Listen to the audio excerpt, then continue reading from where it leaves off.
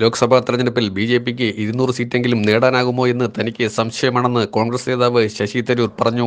400 സീറ്റെന്ന മുദ്രാവാക്യം ഒരു ഫാന്റസിയാണെന്നും 300 സീറ്റ് പോലും അസാധ്യമാണെന്നും അദ്ദേഹം പറഞ്ഞു. ബി.ജെ.പി സഖ്യകക്ഷികൾ മോശം പ്രകടനം നടത്തുന്നതിനാൽ അവർക്ക് 200 സീറ്റ് ലഭിക്കുമോ ഇല്ലേ എന്ന് പോലും താൻ ആശ്ചര്യപ്പെടുന്നുവെന്നും ശശി തരൂർ മാധ്യമങ്ങളോട് പറഞ്ഞു. ഏകീകൃത സിവിൽ കോഡ് നടപ്പാക്കുന്ന വിഷയത്തിൽ ഒരു കരാറിന്റെ ആവശ്യമുണ്ടെന്നും തരൂർ പറഞ്ഞു. സമവായമുണ്ടെങ്കിൽ ഞങ്ങൾക്ക് പ്രശ്നങ്ങളൊന്നുമില്ല. പക്ഷേ പ്രശ്നം നിങ്ങൾ UCCയിൽ എന്താണ് നിർദ്ദേശിക്കുന്നത്? കരട് നിയമമില്ല. അവർ ഒരു കരട് നിയമം പാർലമെന്റിൽ കൊണ്ടുവരട്ടെ. അത് സ്റ്റാൻഡിംഗ് കമ്മിറ്റിയിൽ ചർച്ച ചെയ്യട്ടെ. എല്ലാ പങ്കാളികളുമായും പാർലമെന്റിൽ ഒരു തുറന്ന ചർച്ച നടക്കട്ടെ എന്നും അദ്ദേഹം പറഞ്ഞു. ജൂൺ 4-ന് രാജ്യത്ത് ഭരണമാറ്റമുണ്ടാകുമെന്നും ഇന്ത്യ സഖ്യത്തിന് സർക്കാർ രൂപീകരിക്കാൻ ആവശ്യമായ 272 സീറ്റുകളിൽ കൂടുതൽ ലഭിക്കുമെന്നും അദ്ദേഹം പറഞ്ഞു.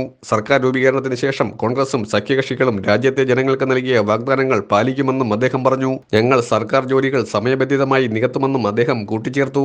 നരേന്ദ്രമോദി പറഞ്ഞു പരത്തുന്ന കഥകൾ ഓരോ ദിവസവും മാറിക്കൊണ്ടിരിക്കുകയാണെന്നും അദ്ദേഹം പറഞ്ഞു. മോദിയുടെ ആഖ്യാനം മനസ്സിലാക്കാൻ ബുദ്ധിമുട്ടായിരിക്കുകയാണ്. മുസ്ലിം സമുദായത്തെക്കുറിച്ച് അദ്ദേഹം പലതരം കാര്യങ്ങൾ പറയുന്നുണ്ട്. അഭിമുഖങ്ങൾ നൽകുമ്പോൾ ഹിന്ദു മുസ്ലിം പ്രശ്നങ്ങൾ ഉന്നയിക്കുന്ന ആരും പൊതുസ്ഥാനത്തിന് യോഗ്യനല്ലെന്ന് അദ്ദേഹം പറയുന്നു. എന്നിട്ട് അദ്ദേഹം തന്നെ പൊതുവേദിയിൽ ഈ പ്രശ്നം ഉന്നയിക്കുന്നു.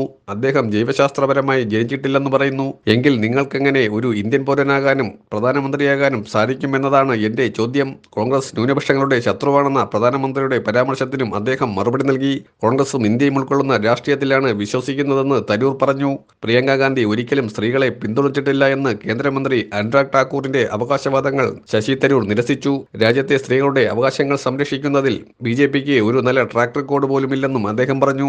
ഹിമാചൽ പ്രദേശിൽ 2024 പൊതുതെരഞ്ഞെടുപ്പിനുള്ള വോട്ടെടുപ്പ് ജൂൺ 1-ന് ഒറ്റഘട്ടമായി നടക്കും. ഹിമാചൽ പ്രദേശിൽ കാൻഗ്ര, മാണ്ഡി, ഹാമിർപൂർ, ഷിംല എന്നീ 4 ലോക്സഭാ മണ്ഡലങ്ങളാണ് ഉള്ളത്. ലോക്സഭാ തെരഞ്ഞെടുപ്പിന് പുറമെ ഹിമാചൽ പ്രദേശിലെ 6 നിയമസഭാ സീറ്റുകളിലും ഇതേ ദിവസം ഉപതെരഞ്ഞെടുപ്പ് നടക്കും. വിമത കോൺഗ്രസ് MLA-മാരുടെ അയോഗ്യതയെ തുടർന്ന് ഈ സീറ്റുകൾ ഒഴിഞ്ഞുകിടക്കുകയാണ്. ലോക്സഭാ തെരഞ്ഞെടുപ്പിന്റെയും നിയമസഭാ തെരഞ്ഞെടുപ്പുകളുടെയും ഫലം ജൂൺ 4-ന് പ്രഖ്യാപിക്കും.